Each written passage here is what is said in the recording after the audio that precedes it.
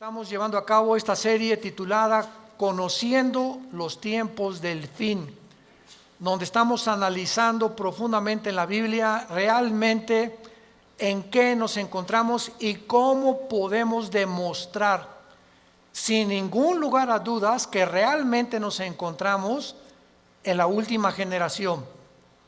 Y una de las cosas más importantes que tenemos que entender los cristianos es que es el tiempo de volverse a Dios. Es el tiempo de tomar en serio a Dios. La Biblia está llena de advertencias, como Mateo 7, en aquel día me dirán, Señor, Señor, hablamos lenguas, hasta demonios echamos, hicimos milagros, a muchos les hacíamos y se caían, etcétera, etcétera. Y les diré, nunca los conocí, porque nunca hicieron mi voluntad. Entonces, hacer la voluntad de Dios es creer que lo que la Biblia dice es verdad. Y si tú vienes a un estudio de francés, o a un estudio de hebreo, o de italiano, o vas a la escuela a estudiar geografía, imagínate que el maestro sepa que no llevaste tu libro de geografía, o tu libro de historia, o de civismo, o de todos los libros, ¿verdad? En mis tiempos que teníamos la mochila cargada como con 10 libros. Entonces no podía, nos sacaba de la clase el maestro en aquel tiempo. Entonces venía la Biblia, venía el domingo a la iglesia y no traer el libro. Pues ¿a qué vienes, no? Pues nomás vengo a oír, vengo a escuchar nada más. Pero cuando tienes la Biblia en tus rodillas y hablando el predicador, pero es que como están los versículos ahí en la pantalla, ¿para qué traigo ya la Biblia?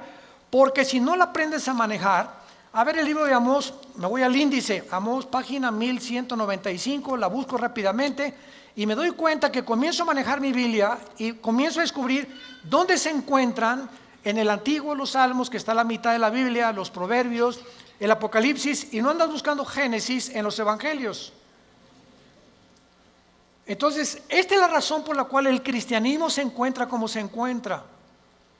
Ahora, fíjense ustedes la segunda prueba. Si mañana yo le pregunto a cualquiera de ustedes que no trajo la Biblia hoy, ¿me puedes hacer llenar una hoja tamaño carta en un resumen de lo que oíste ayer en la conferencia? No llenan ni la mitad de la hoja. Porque es más difícil recordar que estar escribiendo o tomando notas o estar en contacto con la Biblia o con el libro de geografía o de historia o con la materia que tengas que escuchar. Cristianos, familia de Dios, pónganse las pilas. Ya estuvo suave solamente de venir a calentar una silla el domingo sin tener en cuenta las grandes responsabilidades que tenemos como hijos e hijas de Dios. En la Biblia encontramos dos patrones que nos muestran claramente que Dios tiene en su plan cósmico de los tiempos cronología, porque dice yo soy el primero, yo soy el postrero, desde el principio hasta el fin.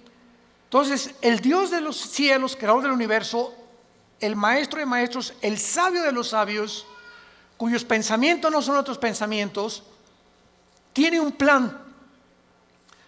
Y tiene un plan secreto. Por ejemplo, para darles rápidamente esto como un ejemplo, para no ser redundante, Satanás no sabía el plan de Jesucristo.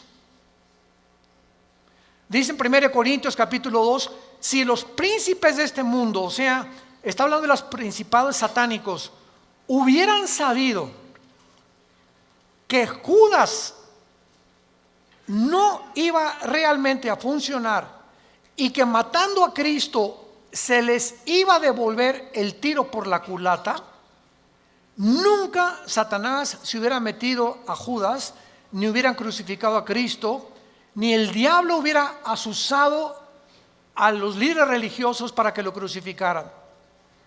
¿Por qué? Porque aunque sabían que venía el hijo de David y que algún día vendría un Mesías, no se mencionaba que era el Hijo de Dios.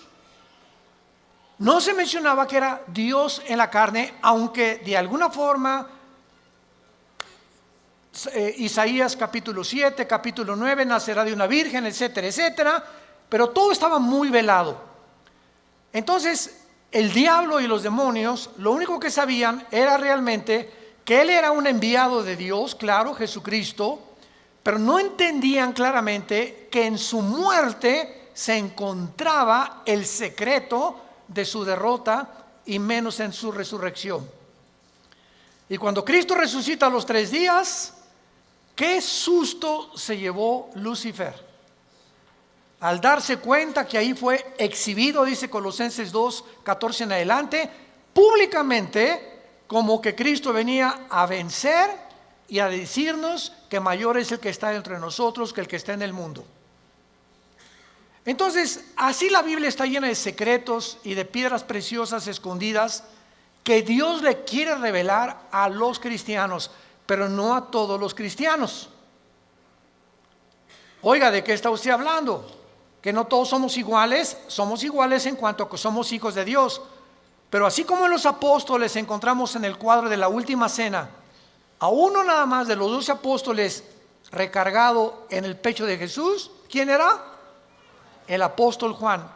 ¿Por qué solo a Juan se le retrata en el pecho de Jesús? Porque era el apóstol del amor, el apóstol que él escogió en lugar de los otros 11 estar más cerca de Jesús. Y ese lugar en el pecho de Jesús está vacante. Entonces hay cristianos que están más cerca de Jesús que otros. Son cristianos, pero como Pedro algún tiempo de su vida lo siguen de lejos. Nunca traen la Biblia. Llegan a un hospital a hablarle a una persona, a tu mamá, a tu madrina que se está muriendo, que tiene cáncer, y llega el doctor, ¿alguien puede leer un salmo en un velorio, en un entierro? Y los cristianos, piu, piu, piu. No abren ni el pico, nada absolutamente, porque no saben ni dónde se encuentran los salmos, ni qué pasaje leerle de la Biblia a un enfermo, o cómo guiarlos y decirles que necesitan el plan de salvación, recibir a Cristo.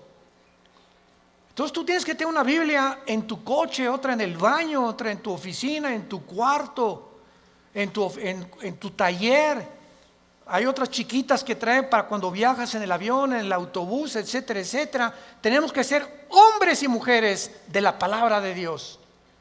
Y hasta que tú tomes esa decisión en tu vida, las cosas van a cambiar como no te imaginas. Porque serás fortalecido como un árbol plantado junto a corrientes de agua, que da su fruto a su tiempo, su hoja no cae, y todo lo que hagas, escúchame bien, todo lo que emprendas prosperará. Porque el fruto de nuestra prosperidad y nuestras bendiciones vienen de nuestro contacto con este libro.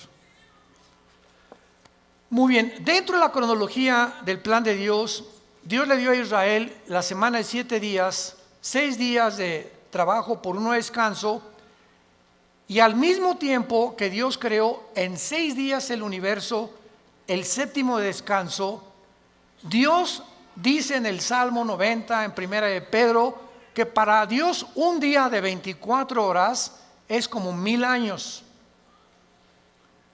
Con mucho cuidado, síganme. Entonces, estos 6 días de 24 horas, Dios le da a Israel semanas de años también. En otras palabras, bíblicamente, la historia del ser humano, desde Adán hasta que venga Jesucristo en su segunda venida, tienen que pasar 6,000 años. Por ahí ya vamos bien. No puede pasar más tiempo porque es el tiempo exacto de Dios. 6,000 años. Ahora, ¿cómo estamos contando nosotros los años a través de la historia? El impacto de Jesucristo en la historia ha sido tan grande. Señores historiadores, maestros, sociólogos que nos visitan, ateos, escépticos y agnósticos, la historia la contamos desde antes o después de Buda, antes o después de Mahoma, antes o después de Zoroastro, antes o después de Mahatma Gandhi, antes y después de Cristo y después de Cristo. Es tan grande el impacto de Cristo que divide la historia. Es tan grande que se celebra su nacimiento en Navidad y en Semana Santa su muerte. No hay otro personaje en la historia que haya impactado tanto al mundo como la vida de Jesús de Nazaret. Ahora, este impacto de Jesucristo en la historia nos muestra que no sabemos cuándo nació. Muchos dicen que nació entre el año 6 o 7 de nuestra era cristiana, no en el año 1. Porque de Cristo en nuestros días tienen que pasar, ¿cuántos años? 2,000 años. A ver, vamos por orden. De Adán a Abraham pasaron 2,000 años. De Abraham a la cruz, 2,000 años. ¿Cuántos van? 4,000. Y de Cristo a nuestros días, 2,000 años más, para que se cumplan los 6,000 años de historia y entramos al milenio, que es el 7º día de descanso o las vacaciones del cristiano. Por eso son 1,000 años el milenio. Entonces, si han pasado estos 2,000 años de Cristo a nuestros días, ¿por qué no ha venido? Lógico, ¿verdad? Bueno, vamos a ver algunas razones, y es maravilloso esto. Los judíos, en la Biblia, el año es de 360 días. ¿Lo sabías, verdad?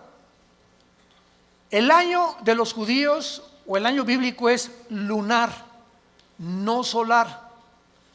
Los judíos contaban a través de la aparición y la desaparición de la luna como los días, no como nosotros.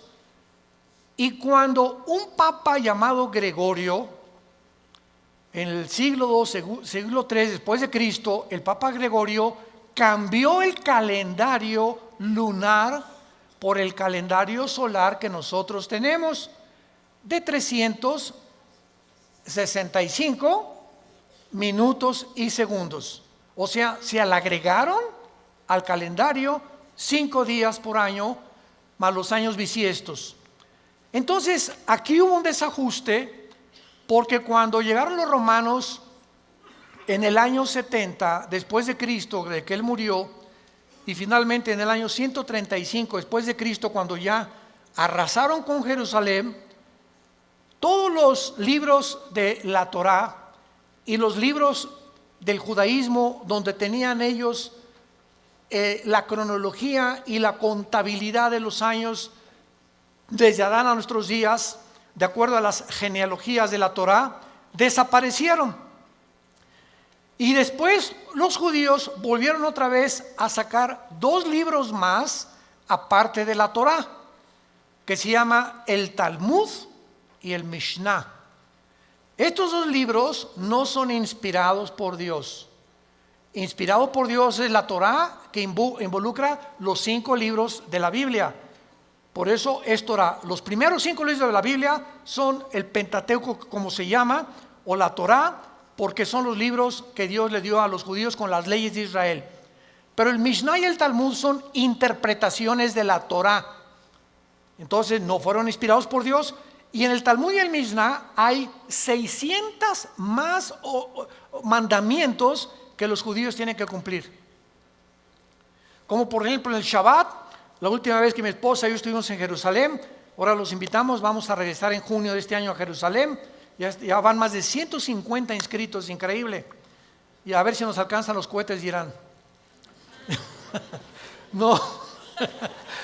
Lo que más me han, los correos que más hemos recibido ahora que comenzó el conflicto entre Irán y Estados Unidos, que es un conflicto que se inició en 1979, cuando el ayatolá Khomeini convierte Irán en la República Islámica de Irán.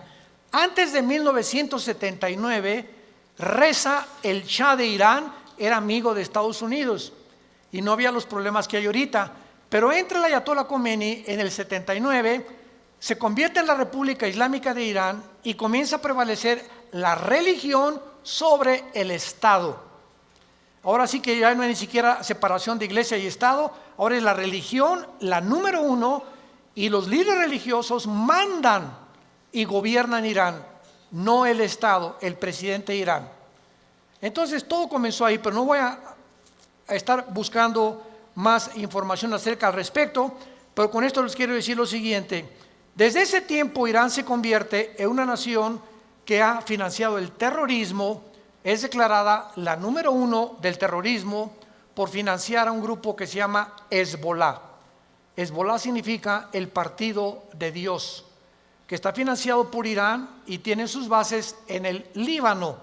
Después Irán comienza a financiar a Al Qaeda, después comienza a financiar a Hamas de la Franja de Gaza y comienza a tratar de levantar grupos para tratar de destruir la nación de Israel. Sin embargo, en las últimas semanas o meses, esta nación ha cobrado o está resurgiendo en los encabezados públicos precisamente por el conflicto de que ahora la guerra ya no es con miras telescópicas para querer matar a un líder, ahora los matan desde el aire. Impresionante la tecnología a la que hemos llegado, ¿verdad? Ahora puede volar un dron sobre una nación. Escuchen esto, ese dron puede ver una caravana de 10 carros y ese dron sabe y tiene la foto, síganme con cuidado, de la persona a la que están buscando asesinar o eliminar, y el dron pasa y monitorea las 10 carros y sabe en qué carro va esa persona por la foto que trae la computadora. Y en ese momento el dron sabe y ¡rum!, en segundos cae y eliminan ese vehículo, el tren o donde vaya esa persona. Así fue como ha eliminado Rusia, Estados Unidos, Israel a muchos jefes militares o terroristas sin que tengan ya que estarlos esperando con una mira telescópica. Ese es el avance impresionante en que los militares están tomando el mundo y ahora toda la guerra es desde el aire y desde el aire. Por eso dice la Biblia, y vi caer meteoros del cielo, decía Juan, que tal vez, ¿verdad?, son los drones que van a caer y que van a terminar con casi 2/3 partes de la humanidad antes de que Cristo regrese para establecer con nosotros el milenio. Pero el punto es el siguiente: cuando nosotros nos concentramos en la Biblia, nos damos cuenta que estos 6,000 años están a punto de cumplirse y que si hacemos la contabilidad, estamos en el 2020, ¿verdad? Muy bien. Si Cristo nació en el año 33, que es desde que se cuenta su muerte, y no en el año 1, entonces nos encontramos en el 2033. Síganme con cuidado. Suponiendo que nació en ese día, ok, estamos en el 2020.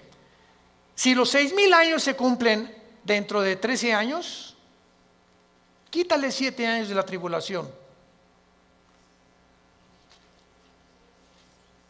¿Cuántos son? Sí estudiaste aritmética, ¿verdad? 33 menos 7, 2006. Y 2006, estamos en 2020. ¿Por qué le quitamos 7 años? Porque estos 7 años de la tribulación nosotros no vamos a estar. Esto está haciendo un cálculo somero sin llegar a un dogmatismo. El hermano se dijo que venía el 2026. Por el amor de Dios, han sacado tantas tonterías como no se imaginan. No estamos dando fechas ni mucho menos, porque el día y la hora nadie la sabe. Pero Jesús dijo que los tiempos los deberíamos de conocer, como lo vamos a ver. Vayamos a Mateo capítulo 24 en el Nuevo Testamento y vamos a partir de aquí para continuar con este estudio precioso de conociendo el tiempo en que nos encontramos. Si siguiéramos esta lógica del 2033 y en el 2006 antes viniera el arrebatamiento de la iglesia, estamos diciendo pues que nos quedarían 5 o 6 años, ¿verdad? Porque podía venir Cristo hoy en la noche o mañana o el 2021, el 22 o el 23, etcétera, etcétera. Pero esto desde la perspectiva somera de un análisis especulativo, lo aclaro, para que nos encontremos y podamos deducir que aunque no falten 5 o 6 años o 13 años, solo Dios lo sabe, repito, porque el calendario judío, ¿saben qué atraso tiene? Si tú le preguntas a un judío, la comparación del calendario judío con el calendario de nosotros es de 250 años. Ellos se encuentran en el año 250 antes que nosotros. Es más, aquí tengo ya la fecha, ¿verdad? En el 2019, ¿verdad? El año judío era de 5,800 aproximadamente. Entonces ahora ellos están más arriba o más abajo por los cálculos del Mishnah y de los libros que se perdieron y el análisis y las genealogías no pudieron calcular exactamente. Y nosotros bíblicamente, hubo un obispo en Inglaterra llamado Busher, arzobispo Usher, que fue el que dijo que desde Adán hasta Cristo son 4,000 años. ¿Basado en qué? Basado en las genealogías que se encuentran en el capítulo 10 del Génesis. Ahí está la genealogía de las genes. Adán tuvo esto y esto y esto, y Isaac tuvo esto y esto y esto, y etcétera, etcétera. Lleven en todas las genealogías de donde descendemos todos. Y basado en esas genealogías, que hay un margen de error de algunos años, se calculó que de Adán a Cristo hay 4,000 años, y de Cristo a nuestros días llevamos 2,000 años. Pero no puede haber más de 25 o 30 años de margen de error. Entonces nos encontramos demasiado cerca, más cerca de lo que nos imaginamos. Ahora bien, otra cosa importante, antes de leer Mateo 24. El rapto de la iglesia, es increíble que haya personas que ya ni en el rapto crean. Yo he escuchado conferencias de personas que no creen ya ni en el rapto. Estamos en la apostasía. Están negando cosas superbíblicas.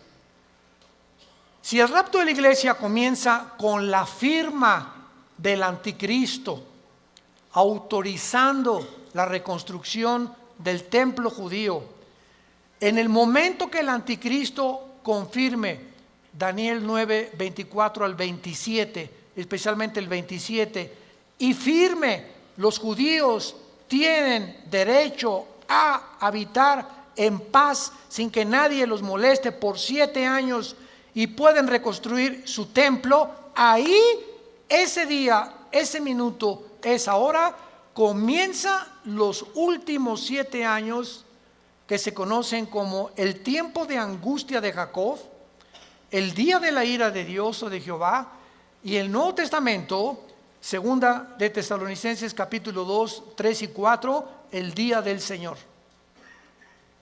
El día del Señor no es el día del rapto, el día de Cristo es el día del rapto, el día del Señor es el tiempo de la tribulación, para que sepamos distinguirlo proféticamente a ustedes que les interesa el estudio de las profecías. Entonces, desde ese momento, muchos creen que al firmar el anticristo, el pacto, los cristianos desaparecemos y somos arrebatados. No es así. El rapto puede ser 1 año antes de que el anticristo confirme el pacto. ¿Me van siguiendo con mucho cuidado? El arrebatamiento puede ser 3 años antes de que el anticristo firme el pacto. O puede ser 1 semana y a la semana el anticristo confirme el pacto. Entonces no hay tiempo para poder establecer el rapto, ni el día ni la hora. Viene sin que nosotros lo sepamos. De repente desaparecemos del mundo y pueden pasar 1 año, 2 años, 6 meses cuando comience la gran tribulación. Pero lo que es importante es que cuando la iglesia sea sacada del mundo, Dios regresa a tratar con Israel espiritualmente.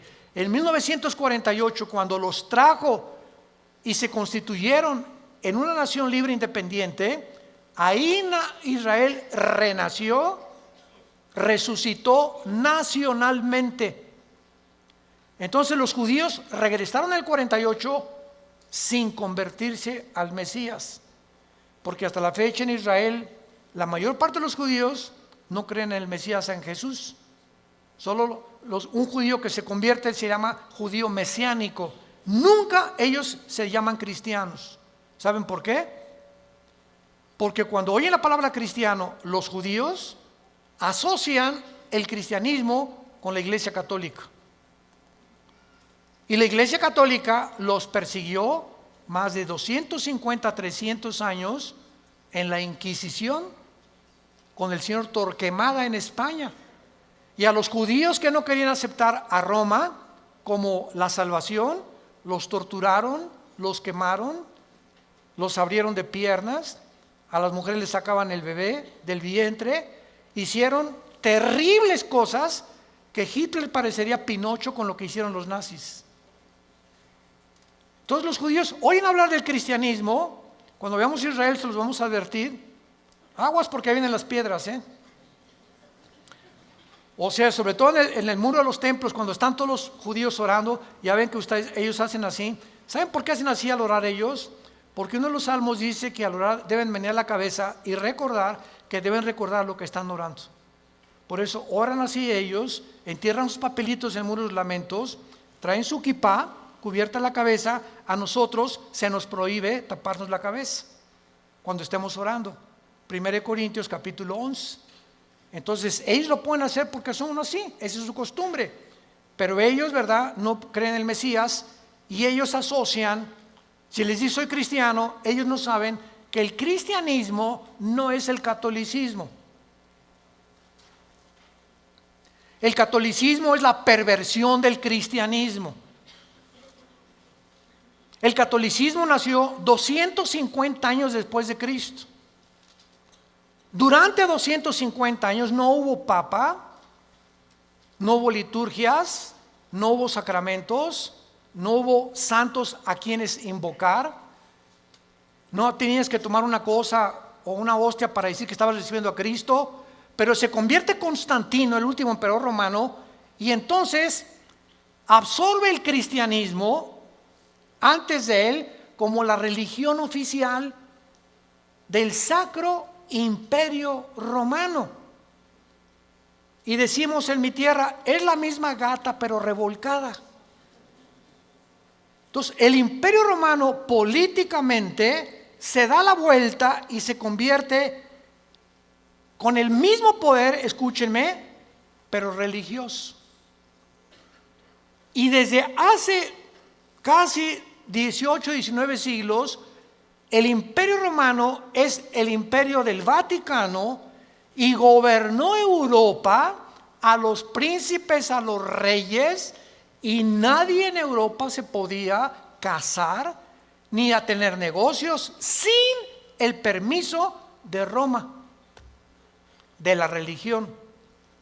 Y los que no pertenecían y aceptaban que el Vaticano era el único representante de Dios, los quemaban, los crucificaban, los echaron a los leones, etcétera, etcétera, etcétera. Ya hablando después del Coliseo romano famoso. Entonces, el cristianismo no es una religión, es una relación personal, viva, orgánica, dinámica, con alguien que está vivo. Y cuando salimos de la religión y nos encontramos con el Jesús resucitado que quiere entrar a tu vida hoy, tal vez tú no lo tengas, descubres que el cristianismo es diario y lo vives diario. Te levantas y tienes tu Biblia, te acuestas y tienes tu Biblia. Oras por tu familia, oras por tu esposa, oras por los alimentos. Comienzas a asociarte, tienes una comunión con Dios diaria. Por eso se compara con el matrimonio, el cristianismo.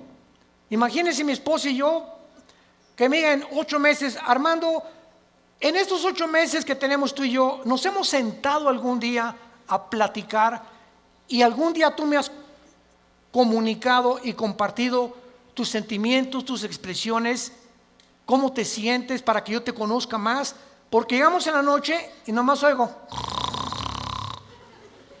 y te volteas para el otro lado, te vas a trabajar durante todo el día. Es más, nos vamos a un seminario de matrimonios que es donde nos encontramos otra vez, o de vacaciones y no nos hablamos, tú con el periódico, yo no te conozco, tenemos 30 años de casado y no te conozco, eres un desconocido para mí, eres una desconocida para mí. ¿Por qué? Porque nunca descubrieron que el matrimonio es comunión. Es comunión. Se pierde la comunicación en el matrimonio, perdiste tu matrimonio. Un matrimonio que no se comunica, que no están así, donde una vez a la semana a tomar un café, nos vamos de vacaciones, platicamos, nos damos tiempo el uno para el otro, para conocernos, es imposible que funcione. Se levantan barreras de silencio y ya pasaron un mes y tu esposa tiene cara de la jeta. Y nosotros hoy, pero ¿qué le he hecho? Es que hay tantas cosas de ellas que les molestan de nosotros. Pero ¿cómo vamos a descubrirlo si nunca, oye, mi amor, tienes tu jetita linda, dorada, parece una princesita pero con jeta? Dime qué te pasa, ¿verdad? Y a las mujeres les encanta.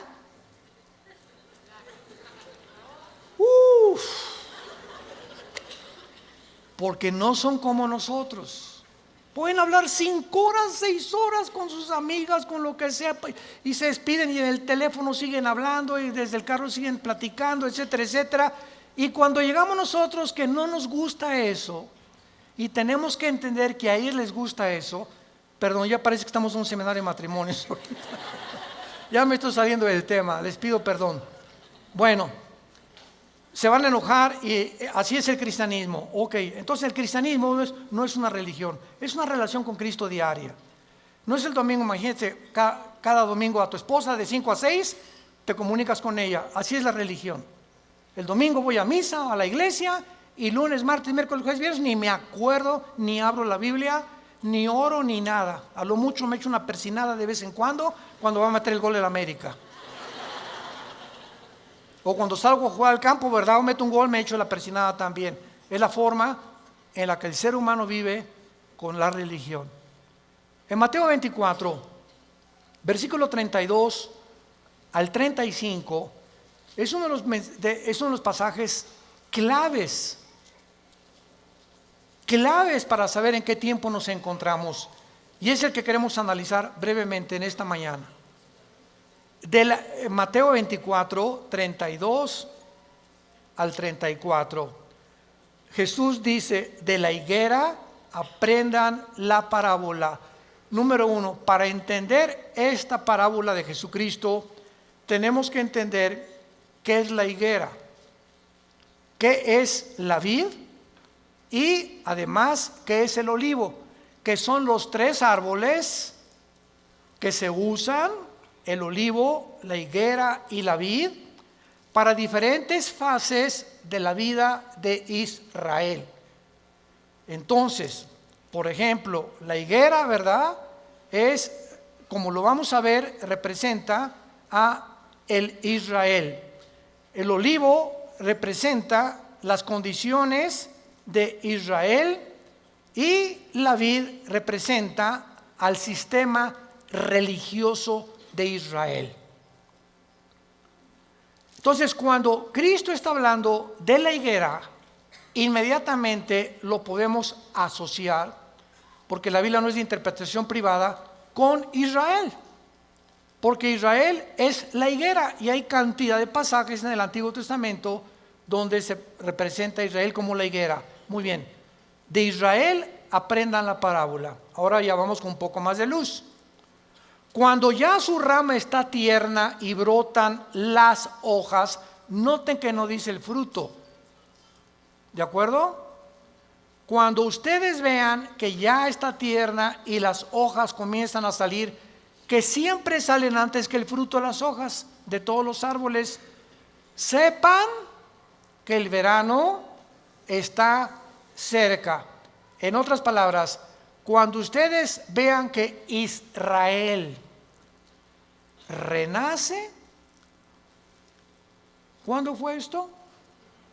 El 14 de mayo de 1948, después de casi 2000 años que Israel fue dispersado, exiliado por todas las naciones del mundo. El milagro más grande de la historia es Israel, porque es la única nación en toda la historia que en un día se constituyó libre, soberano, estado independiente.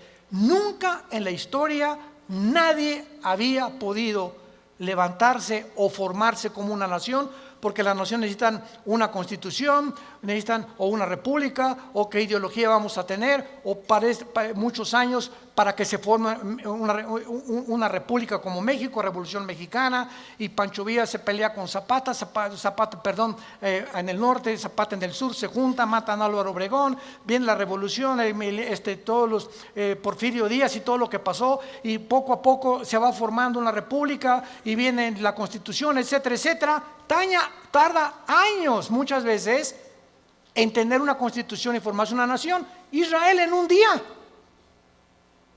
día se forma toda la constitución de Israel. Por eso es un milagro. Cuando vean ustedes esto, versículo 33, cuando vean todas estas cosas, ¿qué cosas? Las cosas que en Mateo 24 oirán de guerras, rumores de guerras, pestes, hambres, terremotos. Será el principio, no el fin, el principio de los dolores. La generación que vea nacer a Israel, ¿quiénes somos? Nosotros. Los que han nacido entre 1946 a nuestra fecha se llaman los baby boomers. Ahorita creo que le llaman los millennials, ¿verdad? ¿O cómo les llaman, Caleva? Los de millennials. Ya tantos nombres, ya yo creo que le llaman los cibernéticos. Bueno, del 46 a nuestros días, una persona que nació en el 46 tiene ahorita 70, 73, 75 años, más o menos. Dios dice que los que vean estas cosas pasando, conozcan que está a la puerta. De cierto les digo, no pasará la generación de los baby boomers. Versión de Alducin. Traduciéndolo al léxico del siglo XXI, no pasará la generación del 48 hasta nuestros días, hasta que todo esto acontezca. Más claro Jesús no podía ser. Ahora muy bien, ¿cuánto es una generación?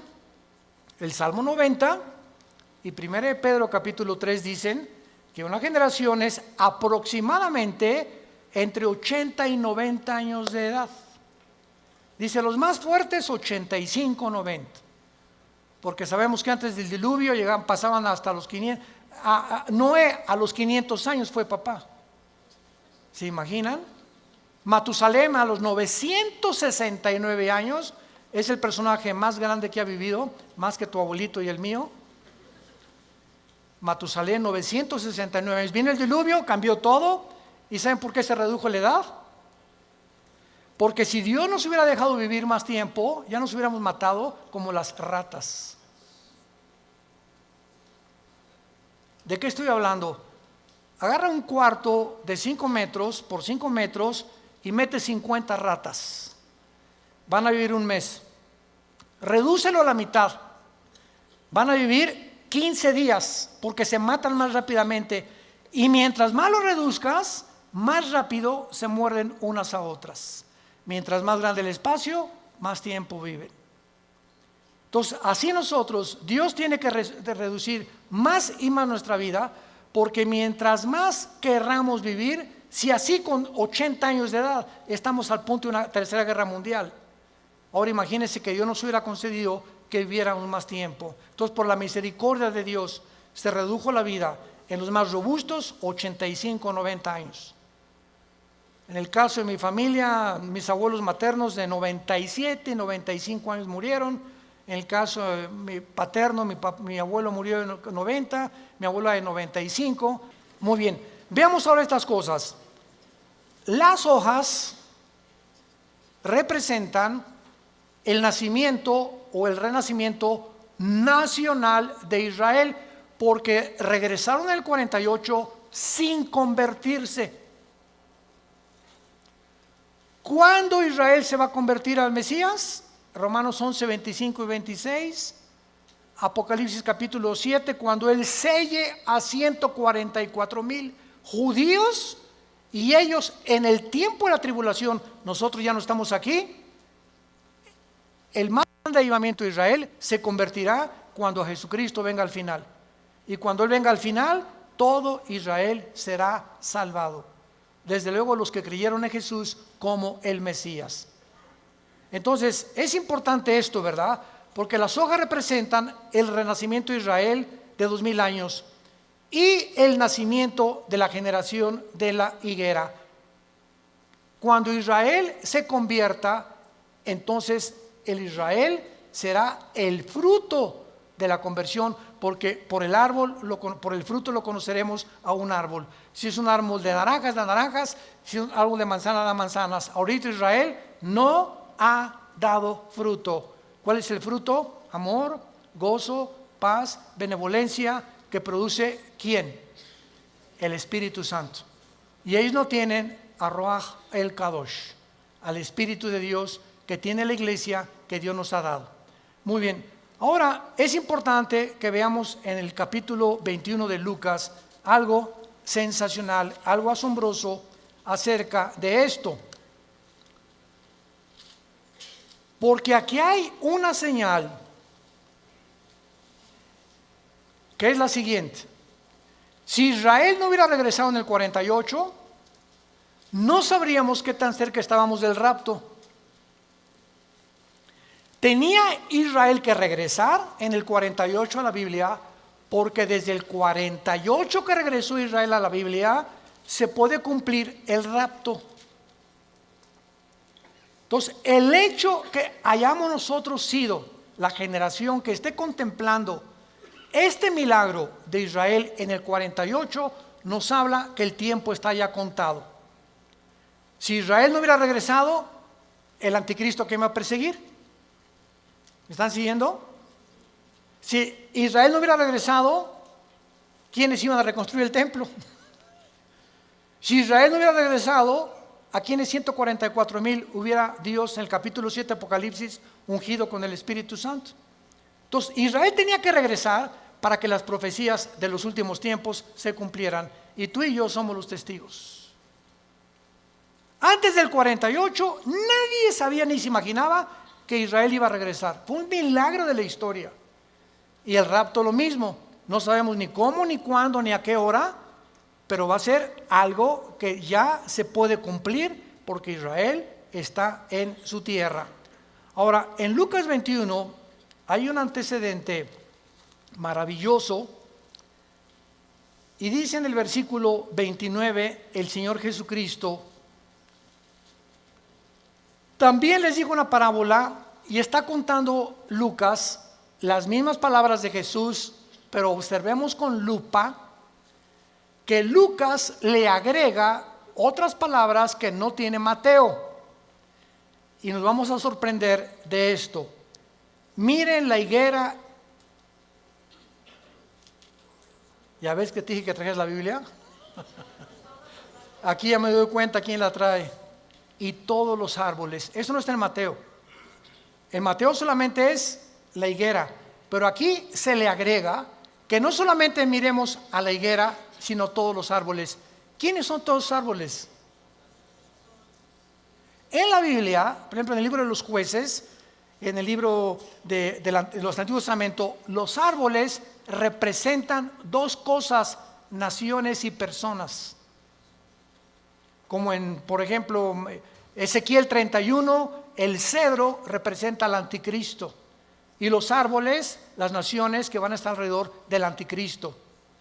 Entonces, Cristo está diciendo: vean el renacimiento de Israel y vean las naciones que a su alrededor de él, en el Medio Oriente, van también en el mismo tiempo y en las mismas épocas a resucitar y a resurgir. Escuchen esto: la Primera Guerra Mundial preparó la tierra para Israel. La Segunda Guerra Mundial preparó a los judíos para la tierra de Israel. Pero para que Israel regresara a la tierra y para que las profecías se cumplieran, antes de 1925-1930 no existía el Medio Oriente. Jesús, María y José y el burrito que los acompaña. Las naciones que se encuentran ahorita en el Medio Oriente no existían antes de 1930. Escuchen ustedes lo siguiente: estos árboles son las naciones que surgieron en el mismo periodo. El Líbano, 1920. Siria, 1920. Turquía, el Imperio Otomano turco sale y Turquía se convierte en una nación. Arabia Saudita, 1932. Irak, 1932. Jordania, 1946. Israel, 1948. Egipto, 1952.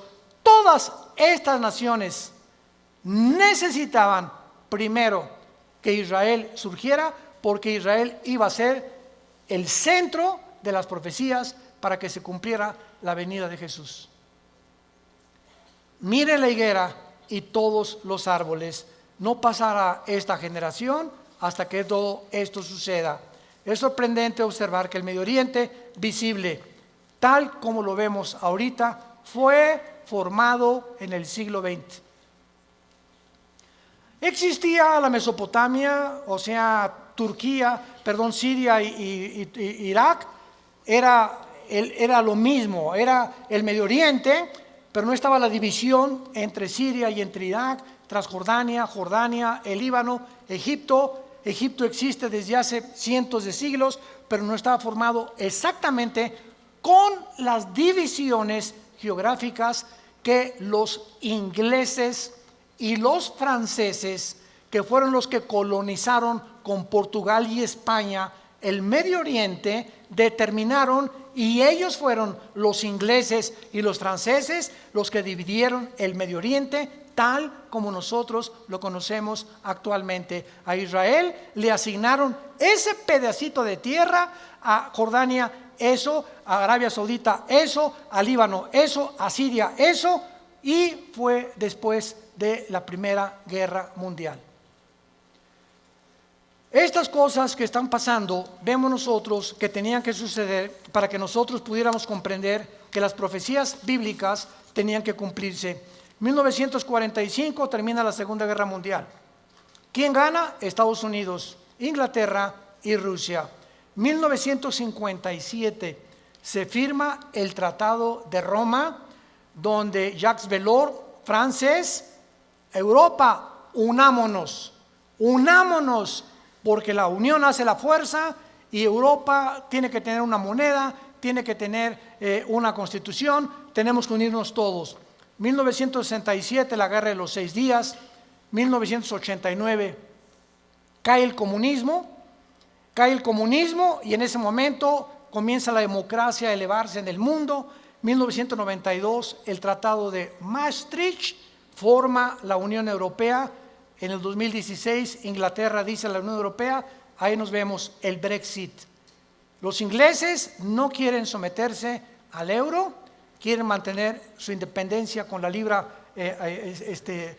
inglesa, esterlina, y ellos quieren tener su propio gobierno, no quieren pagarle los impuestos a la Unión Europea. Y estos acontecimientos tenían que suceder después de Israel, del 48.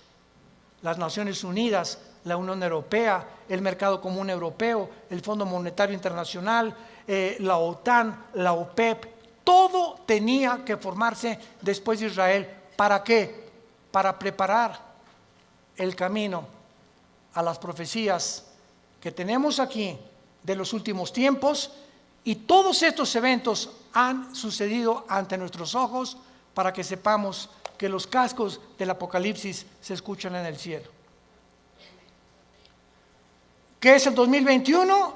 Violencia, incendios en Australia, más de 1,000 millones de especies, ¿me escuchaste bien?, de animales han muerto en Australia. 1 millón de especies casi en las Américas de animales. Y estamos involucrando también a delfines, ballenas, tiburones y peces. Incendios en California, incendios en otras partes del mundo, inundaciones, tsunamis, cambios de clima, ya no hay primavera, ya no hay verano, huracanes devastadores, cada día con más fuerza, grado 3, grado 4, etcétera, etcétera. Nos encontramos en un mundo convulsivo políticamente. ¿Qué será? ¿Será melón? ¿Será sandía? ¿Comunismo o socialismo? ¿O autocracia? ¿O monarquías otra vez? ¿O una oligarquía? ¿O qué sistema? No, vamos a mezclar mejor ya. Comunismo con capitalismo como China. O socialismo pero también con capitalismo. Y es una ensalada del chef en las ideologías gubernamentales y filosóficas, porque el mundo ha llegado a su fin. Ningún sistema ha funcionado, el comunismo cayó, fue un fracaso, se vuelve a desenterrar al mismo muertito, porque la historia nos enseña que el hombre no aprende de la historia. Y cometemos los mismos errores, porque usted es la generación de los milenistas o milenios, o ¿cómo les llaman? Cibernético les llamo yo, ¿verdad? No han experimentado lo que nuestros padres en la Segunda Guerra Mundial, lo que se sufrió, y ahorita el pasado ya no existe para ustedes. Ahorita solamente la computación y esto dinero, y qué carrera es la que más dinero produce, y por acá y por allá, y somos movidos por una ambición, una especulación, una comercialización de todo en todas las cosas, porque el mundo se dirige al comercio. ¿Sabían ustedes eso?